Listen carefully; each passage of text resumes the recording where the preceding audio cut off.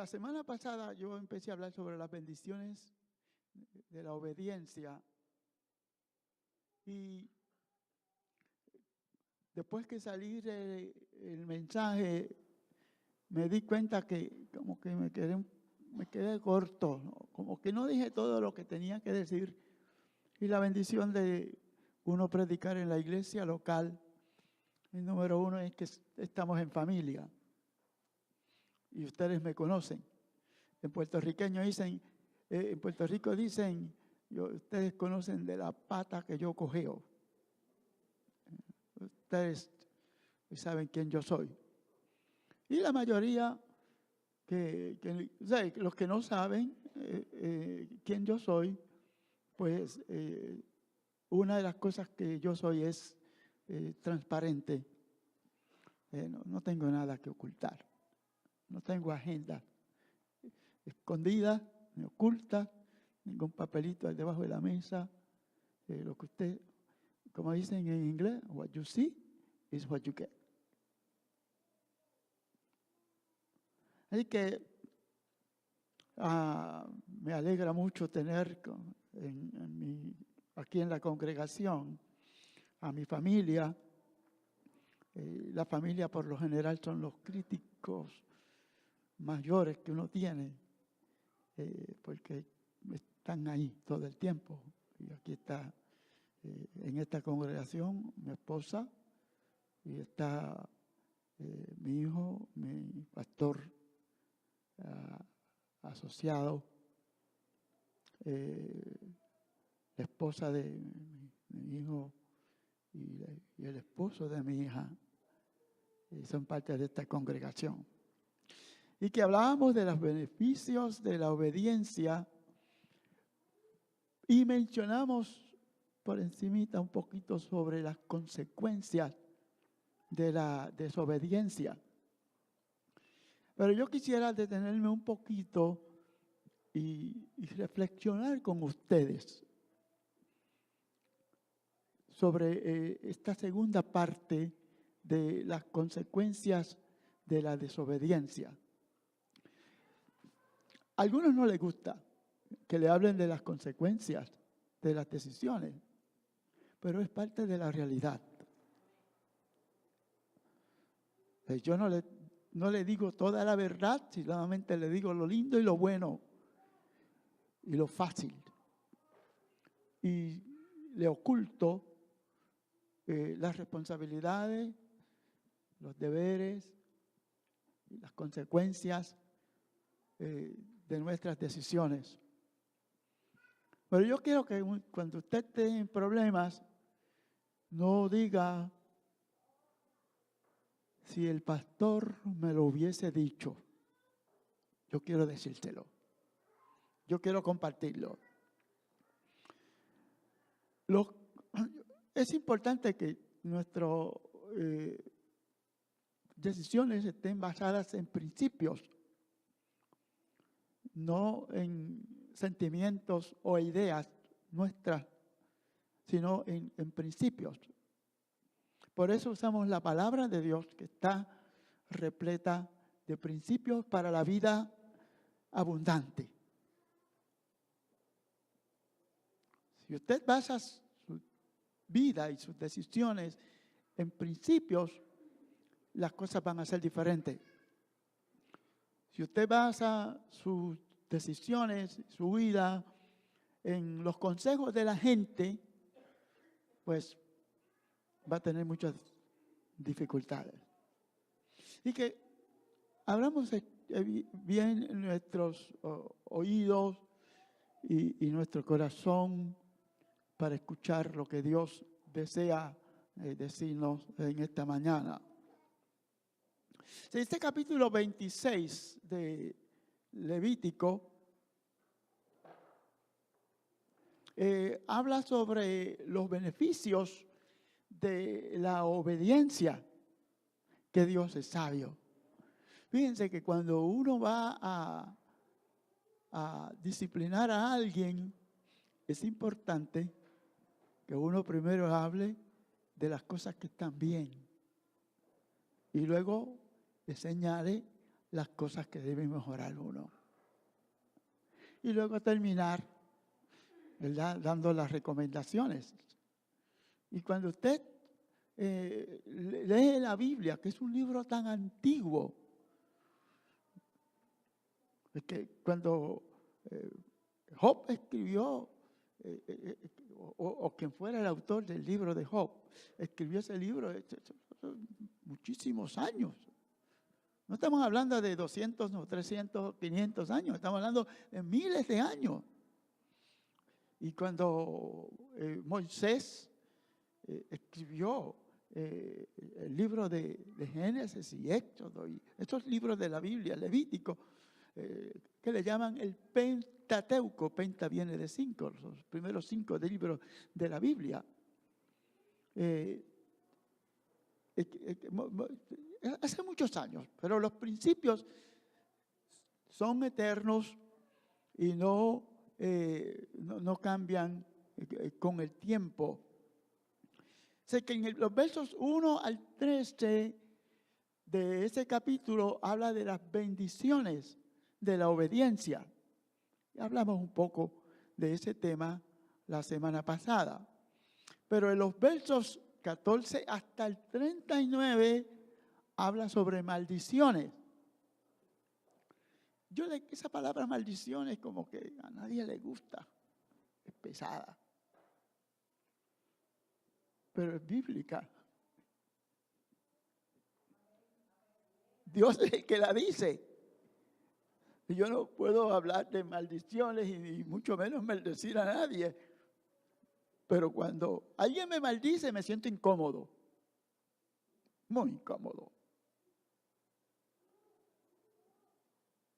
Imagínense, si alguien me maldice, pues estas maldiciones, yo puedo decir que estoy bañado en aceite, me rebalan. Pero cuando Dios dice que son maldiciones reales. Y hay que tomarlas en serio.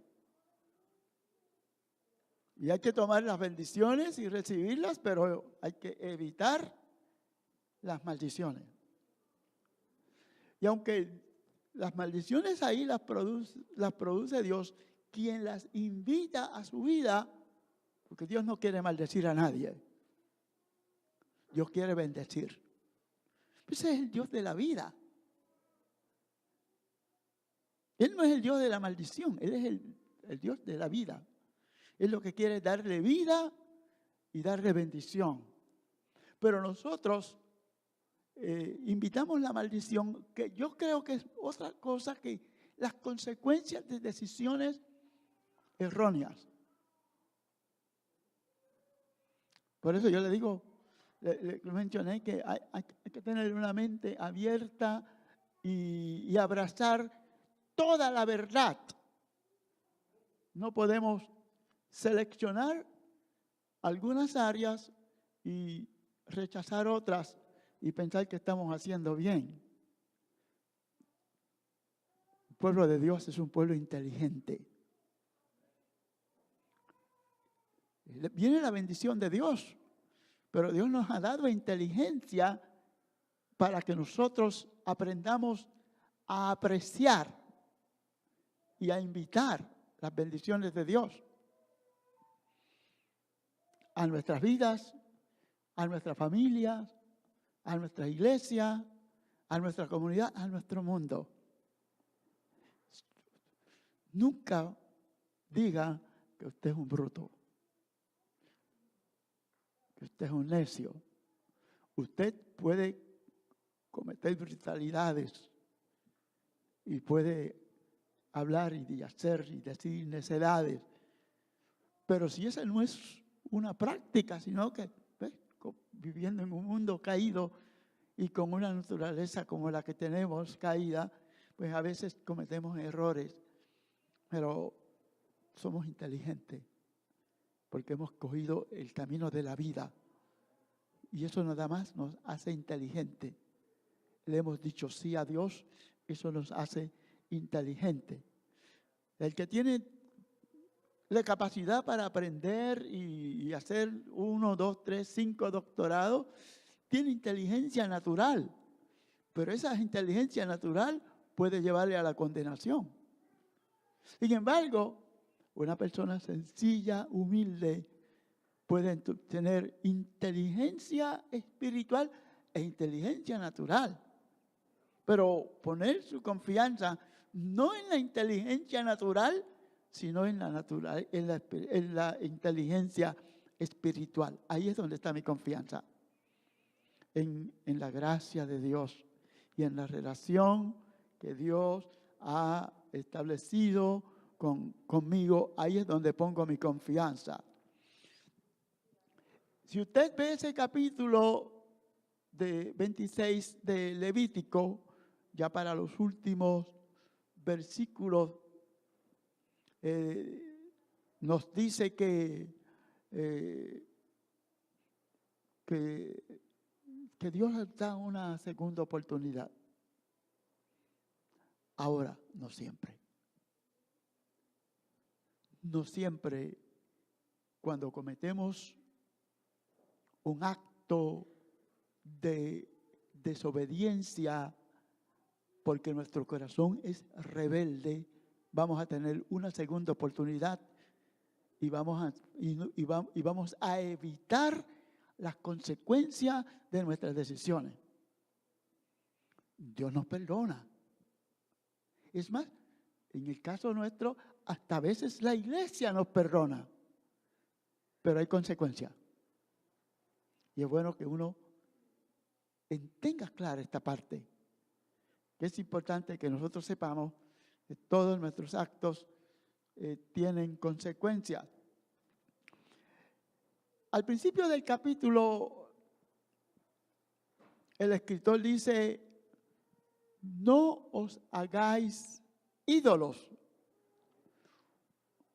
Un ídolo es cualquier cosa que se interpone entre Dios y nosotros. Y esa cosa llega a ser tu Dios.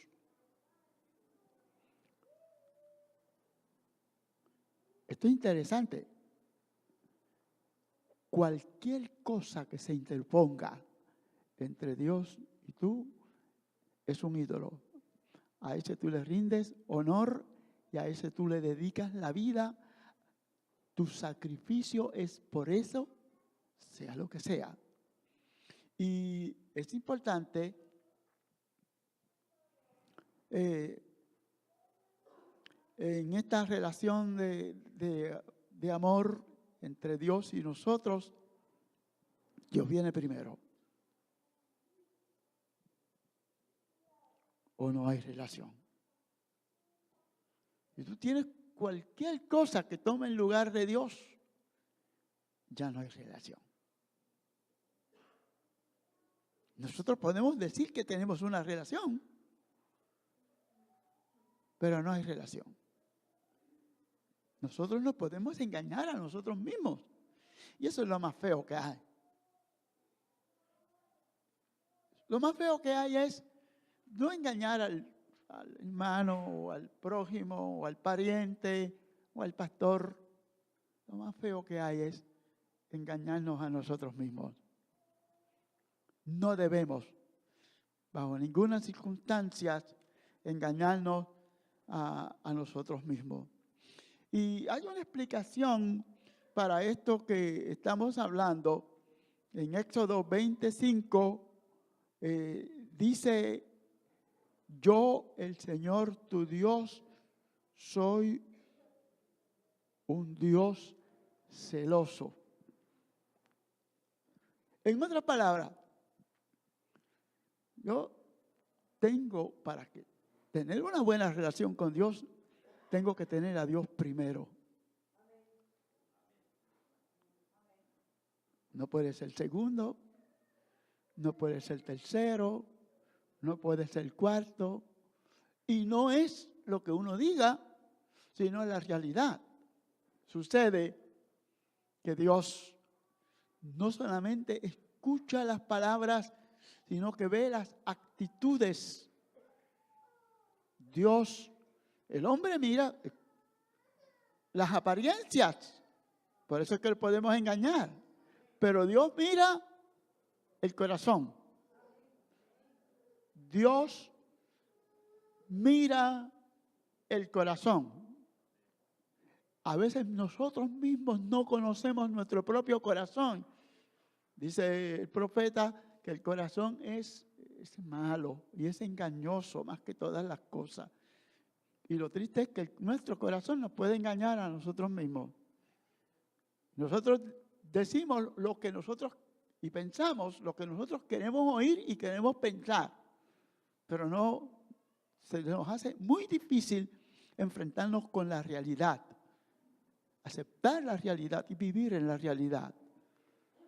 Solo por el Espíritu Santo puede transformar nuestro corazón o nuestra mentalidad, nuestra manera de pensar y darnos la mente de Cristo. La mente para ver la realidad. Y eso hay que pedírselo al Señor, porque el Señor no lo impone, no nos obliga. Nosotros le tenemos que decir, Señor, yo quiero vivir en la realidad y ser obediente. El Señor no nos obliga porque Él nos hizo libres. Y la libertad es lo más lindo que Dios nos ha dado, pero es lo más serio que nos ha dado porque implica alta responsabilidad, mucha responsabilidad, más responsabilidad. Y nosotros pues a veces se nos hace un poquito difícil ser responsables. Hay muchísimos ejemplos bíblicos que hablan sobre los beneficios de la obediencia, pero también hay muchos personajes bíblicos que fueron personas excelentes. Yo quisiera ser como muchos de estas personas, excelentes personas. Como, por ejemplo, Adán y Eva. Los primeritos salieron fresquitos del horno. Tiernos de corazón, limpios de mente, puros. Algo que, imagínense, lo mejor de lo mejor que Dios creó. Pero ellos experimentaron lo que es ser desobediente y las consecuencias de la desobediencia. Adán y Eva, y está ahí en la tentación, y ese relato bíblico que está en Génesis capítulo 3, en los versos 1 al 7, ¿verdad? Ahí habla de la tentación y la desobediencia, pero no habla mucho de las consecuencias. Pero ustedes saben que perdieron la relación con Dios. Eso es una gran pérdida, ¿saben? Perder la relación con Dios. Perdieron el paraíso, ese lugar que no solamente es un lugar físico, sino que es un estado de vivir en esa relación, en ese ambiente, en esa posición de autoridad y dominio que Dios le da. Los privilegios que Dios le da, los perdieron por la desobediencia. Y eso pues va a la familia. Por primera vez, perder un hijo debe ser muy devastador. Perder un hijo porque su hermano lo mata, eso debe ser sentido de culpa. Yo no lo supe criar, yo pude haberlo evitado, ¿qué voy a hacer? No lo puedo matar por matar a su hermano porque no puedo perder los dos hijos. Debe ser terrible consecuencia de la desobediencia. Lo que nos está diciendo es que es algo serio y lo debemos tomar seriamente, lo que es ser desobediente. Así que vemos que esto es lo primero que vemos en la Biblia. Cuando comienzan a escribir la historia, eso es lo primero que nos dicen. No seas desobediente, porque ser desobediente trae consecuencias. Aquí el pastor estaba dando los anuncios y cuando él estaba dando los anuncios yo dije, pues es parte del mensaje. Porque él le dice, tenemos esta oportunidad de alcanzar a nuestros hijos y ayudarlos, inspirarlos. Usted puede hacer una de dos cosas. Decir, no es que se las arreglen, ese es asunto del pastor que los motive. Ahí están las escuelas, para eso le pagamos las contribuciones, para que la escuela haga su trabajo. Eso es asunto del gobierno. Pero Dios está diciendo, tus hijos son tu responsabilidad, primordialmente tu responsabilidad. Y tú puedes tener la actitud y decir, bueno, que se las arreglen. Mis papás eran ignorantes y dijeron eso, o no lo dijeron, pero lo demostraron, nunca fueron a la escuela. Toda mi vida de estudiante, mis papás nunca pisaron una escuela, nunca fueron. Nunca me preguntaron por las notas. Lo que pasa es que yo tenía una motivación que me la daba Dios interior y yo sabía que tenía que estudiar.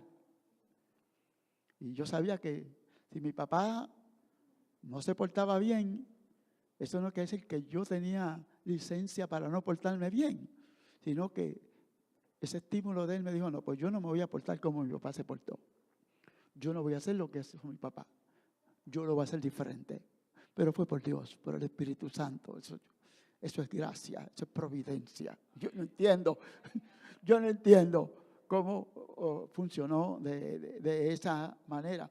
Pero a lo que voy es que desde Adán vemos este asunto de las consecuencias de uno no hacer las cosas bien y desobedecer, y desconfiar de Dios.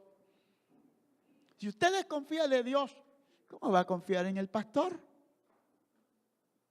O el cuerpo de consejero, o la iglesia. Es un problema serio. El problema principal de Adán y Eva fue que desconfiaron del carácter de Dios. Desconfiaron de la integridad de Dios.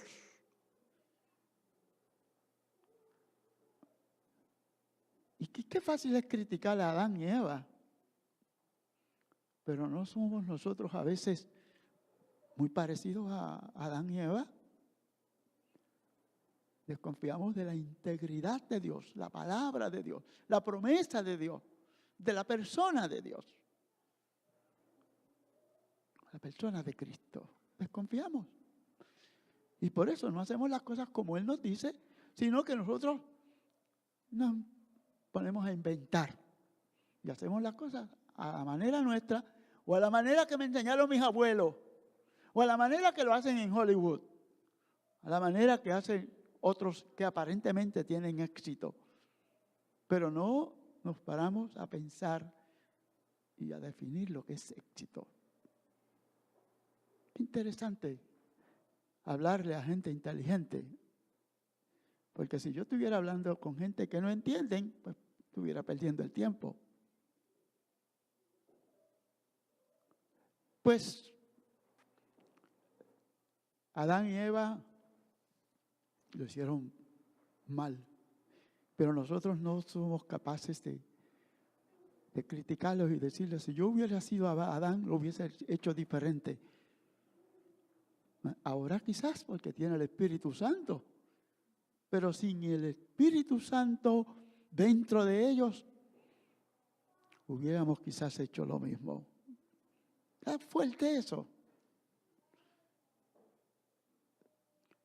¿Me siguen?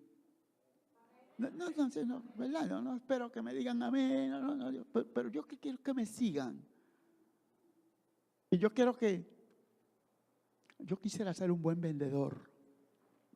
No para vender casas, sino para presentar estas ideas de tal manera que ustedes las compraran y se las aplicaran a su vida.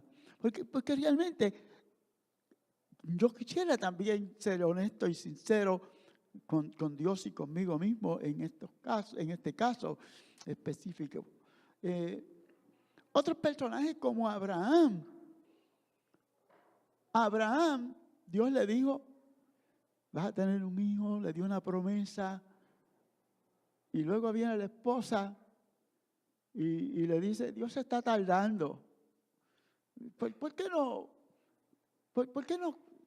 te unes con mi esclava? Y quién sabe si la esclava era más bonita y más joven. ¿Quién sabe lo que pasó ahí? Yo no sé. Pero a él le gustó la idea y se olvidó de Dios y de su palabra. Y tuvo consecuencias. Tuvo consecuencias para la esposa, tuvo consecuencias para él, tuvo consecuencias para la familia, tuvo consecuencias para su comunidad, para su pueblo y para el mundo. Y hasta hoy día todavía estamos pagando las consecuencias de una mala decisión. Y la mala decisión fue no oír y obedecer a Dios. No oír y obedecer a Dios trae graves consecuencias.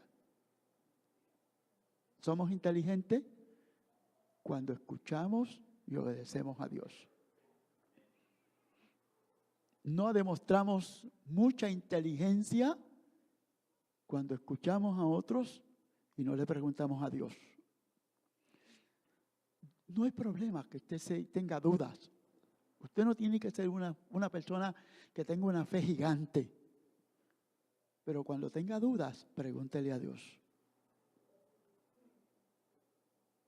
Los anuncios que se hicieron hoy, ¿tiene dudas? Pregúntele a Dios. La visión de la iglesia, ¿tiene dudas? Pregúntele a Dios.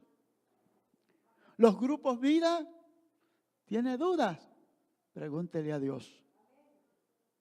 El mensaje que está escuchando en esta mañana y que lo va a poder ver en la página de la iglesia y volver a escucharlo, ¿tiene dudas? Pregúntele a Dios. Abraham cometió un grave error al no preguntarle a Dios y ha tenido consecuencias hasta nuestros días. Eso fue Abraham. Moisés, un hombre tan excelente como Moisés. Imagínense, dice la Biblia que era amigo de Dios, pero no cualquier amigo.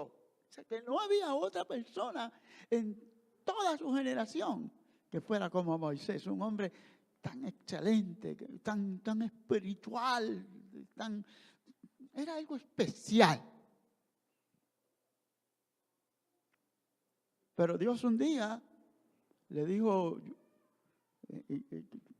háblale a la piedra. Y él agarró la vara y golpeó la piedra. Pero no solamente le dio un arranque de ira, sino que se tomó una prerrogativa que no le pertenecía.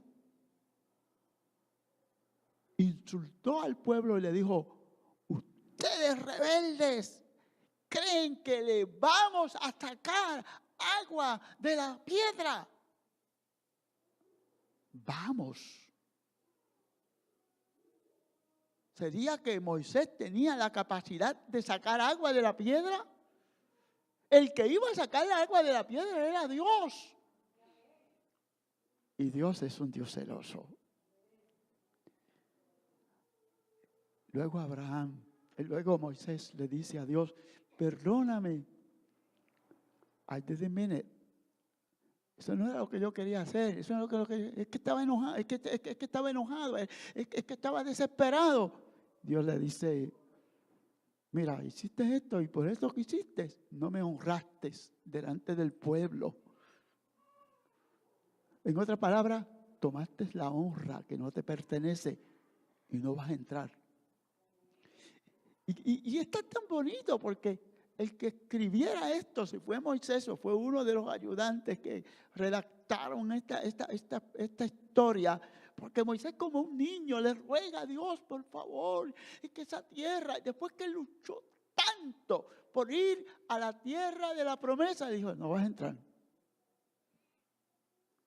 Y Dios, como un padre severo, le dice, no hablemos más de este asunto, no vas a entrar.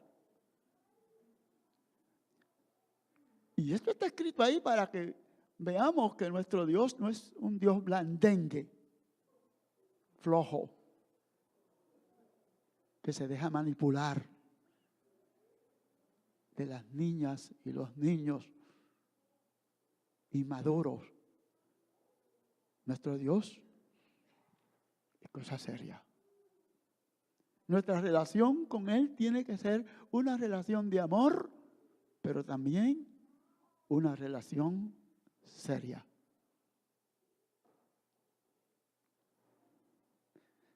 Wow. Con razón Él dice, yo estoy temblando. Dice Moisés en una ocasión, es que está en la presencia de Dios. En la presencia de Dios tiembla la tierra. Es más, él cuando se manifestaba a sus hijos, decía, yo no puedo manifestar toda mi gloria porque no la puedes resistir, te mueres. Y nosotros jugamos con Dios. La gente del mundo, esa gente del mundo, son ignorantes y no saben con quién se están metiendo cuando hablan de Dios y hablan del Espíritu Santo y hablan de Cristo y se burlan. Pero nosotros, que somos un pueblo inteligente y no tomamos en cuenta que todas nuestras acciones tienen consecuencias. Tienen consecuencias. Pues ahí está el asunto de Moisés. Ahí en capítulo 20 de Números, el verso 1. Entonces, el último personaje que quiero considerar fue David. En 2 de Samuel capítulo 11, este es el personaje en el cual me quiero enfocar por unos minutos, porque David era un hombre excelente. A mí me encanta ese personaje. Yo no sé para cuántos David es su favorito. Tengo varios favoritos, pero David es tan tierno y tan humano. Y tiene esa confianza en Dios que yo no veo en ningún otro. Por lo menos tenía la capacidad de escribir, la habilidad y el don de escribir sus pensamientos y sus sentimientos, y compone poesías y salmos, y está tan humilde que en una ocasión él se quita la ropa para adorar a Dios. No es que se queda desnudo, se quedaría con la ropa interior que tenía, y es criticado por la esposa, y él dice, no, yo no estaba haciendo esto para complacer a la gente, yo estaba danzando en la presencia de Dios. Es alguien interesante este personaje. Era uno de los favoritos de Dios. Y que tiene que tener cuidado si usted piensa que es favorito de Dios, y porque es favorito de Dios, pues Dios se la va a pasar. Porque esto es lo que dice ahí, ¿verdad? Un corazón noble, un tremendo adorador, David. En Hechos capítulo 13, verso 22, dice que era un hombre conforme al corazón de Dios. Ese era David. Ahora, en este capítulo 11, la Biblia dice que el rey David envió a sus generales a la guerra y que era la época cuando los reyes iban a la guerra. Los reyes, no los generales solamente, porque en aquella época era diferente. En esta época el presidente manda a los generales a la guerra, pero él se queda controlando desde acá. En aquella época el rey iba a la guerra. Y él se quedó en la casa.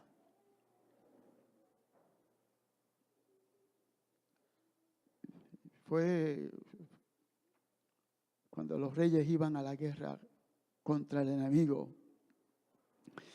Sin embargo, el verdadero enemigo de David tampoco fue a la guerra con los generales, sino que se quedó en la casa para hacerle la guerra a David. Una guerra diferente.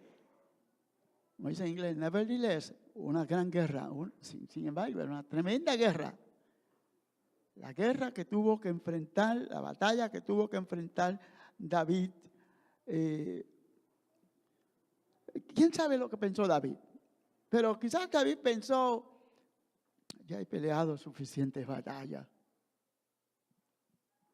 Y esto yo lo escribí pensando en algunos de nosotros que pensamos, ya yo hice suficiente, ya yo peleé suficientes batallas, ya yo leí lo suficiente la Biblia, ya yo oré suficiente, ya yo hablé a la gente lo suficiente, ya yo serví lo suficiente, ahora me voy a tomar unas vacaciones, porque no vale la pena seguir haciendo las cosas, tengo que cambiar el ritmo, tengo que descansar.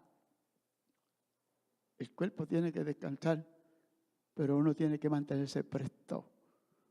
Nuestro espíritu tiene que seguir presto. Ya he trabajado suficiente.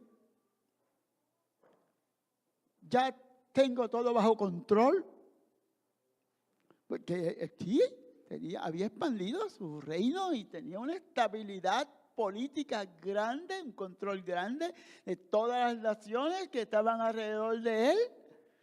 Ya todo está bajo control. Ya yo puedo empezar a hacer las cosas a mi manera. No consulto a Dios. El peligro de no consultar a Dios. No consulto a Dios. No, ya yo no tengo que orar más. Consultar a Dios es orar. Ya no tengo que orar más. Ya yo oré suficiente. Peligroso, ¿verdad?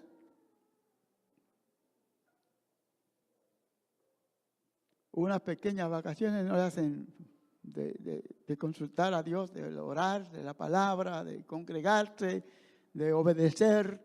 Unas pequeñas vacaciones no le hacen mal a nadie. Así pensaba, o el diablo le hizo pensar. Y el diablo se aprovechó de esa actitud. Que lo más importante no son las actuaciones, sino lo que motiva esas actuaciones. Que esas son nuestras actitudes. Es una actitud que a Dios no le gustó porque Dios sabía lo que venía consecuencias. Así que cuando la tentación llegó, David no estaba preparado para resistir al diablo y sucumbió a la tentación. Se subió a recrearse y por obra y gracia del diablo había una mujer cercana bañándose y la vio más linda que todas las mujeres que él había visto y había conocido. Y la llamó, se acostó con ella, le hizo un hijo. Y ustedes saben el resto de la historia que se encuentra en ese capítulo 11 de segunda de Samuel. Entonces, mandó a buscar, cuando se enteró de que ella estaba embarazada, mandó a buscar a Urías, que era uno de los oficiales, un soldado excelente, y trató de que se acostara con su esposa para que aquí no pasó nada. La mentira, el engaño, las consecuencias, ¿verdad? Que sí. Es que la desobediencia va enredando a uno. Y uno empieza con una cosa que parece una bobería y cuando viene a ver tiene un enredo que no sale ya más. Y siguió enredándose y entonces mandó a buscar al esposo para ocultar su pecado y el esposo vino y no se quiso ir a su casa para acostarse con su esposa y le demostró a David que él era una mejor persona que David. Porque el problema de David fue que David le falló a ese hombre, le falló a Dios, se falló a su familia, falló a sí mismo, le falló a la nación, le falló a sus principios. Oiga, qué tremendo el asunto de la desobediencia. Este hombre demostró que era un hombre, el esposo de la mujer, que era un hombre fiel, que era un hombre íntegro, que era un hombre responsable, y eso hizo resaltar más el pecado de David. Lo que hizo David es lo más bajo que se puede hacer con un ser humano, que es traición. No hay una cosa más fea que la traición.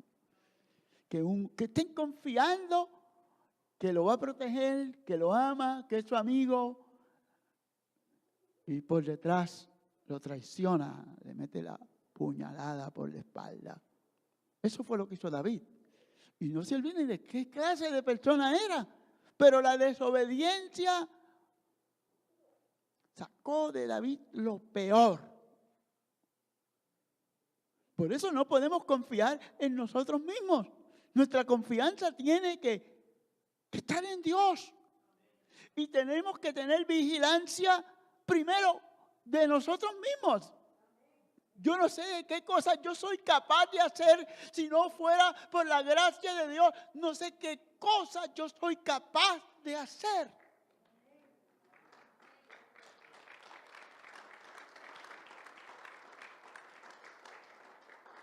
El pecado de David fue codicia. Deseo de tener lo que no le pertenece. Fue codicia. Codició la mujer y se la arrebató. Abusó del poder. Asesinó a su prójimo y luego intentó ocultar su delito. Ese fue el pecado de él. Parece simple. No, fue grave. Fue grave. Él trató de que fuera algo sencillo. Brush it off. Aquí no pasó nada. Pero Dios lo estaba viendo.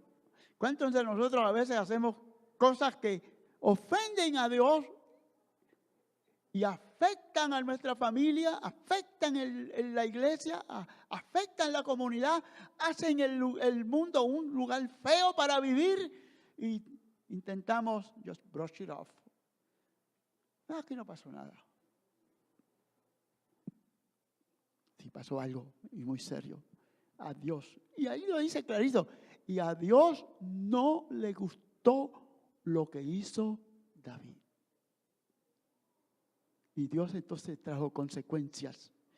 Y las consecuencias fueron severas.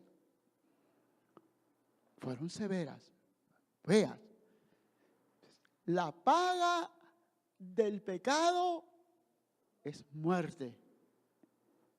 Y ahí literalmente David ve la espada que se dirige a su familia, comenzando con el hijo de la fornicación, luego la fornicación de uno de sus hijos contra su hermana que la violó, luego a ese hermano, el otro hermano, el hermano de esa muchacha lo asesinó, y la espada, y eso es lo que dice, la espada no se apartará.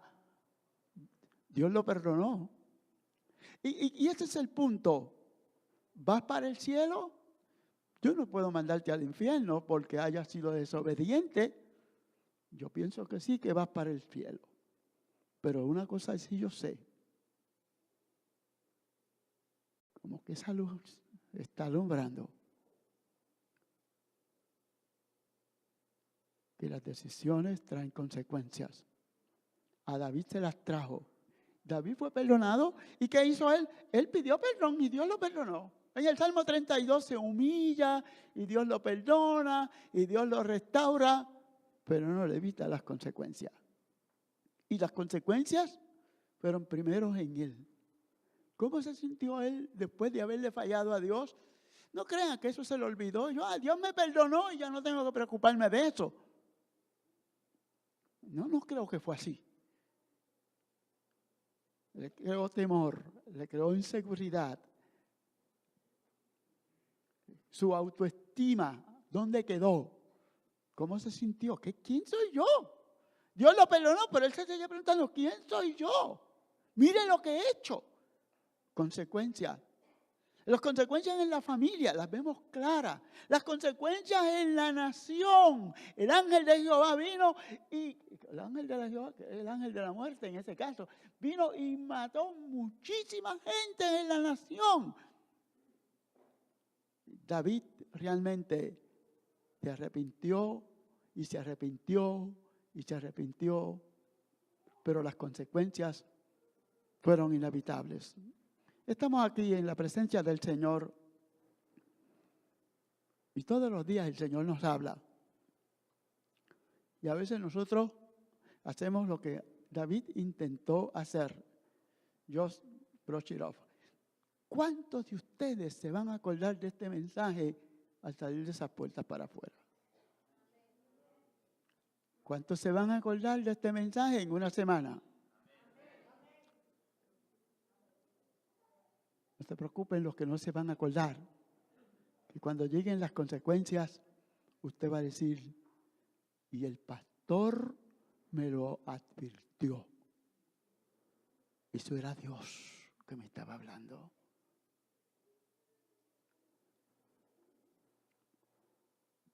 Esto es importante y esto es retador. Yo sé que es un reto, yo sé que es un challenge. Pero hoy es un día especial, de esos días especiales que Dios quiere hablarnos así, claro, directo. Y yo quiero que usted piense, ¿será que Dios le está hablando o será que el pastor anda inventando? Si no es que el pastor anda inventando, tome en serio a Dios. Y dígale al Señor, Señor, yo quiero obedecer lo que sea que Dios le haya dicho. Que usted esté considerando hacerlo a su manera. O lo que Dios le vaya a decir hoy o mañana o pasado. Porque a veces Dios nos anticipa lo que va a hacer para que nos preparemos. Y dígale al Señor, yo quiero que usted, todo el que sienta que Dios le ha hablado en esta mañana, que desee colocarse de pie para orar conmigo esta oración, lo puede hacer. Si usted piensa que no lo necesita, pues no importa, igual, ¿verdad? No me voy a enojar. Asunto de Dios y usted. Este es el asunto, que es personal. Nuestra salvación es personal y nuestra relación es personal. Las consecuencias son personales, familiares. Se afecta a la iglesia, se afecta a la sociedad, se afecta al mundo. Padre, yo sé que tú, en tu misericordia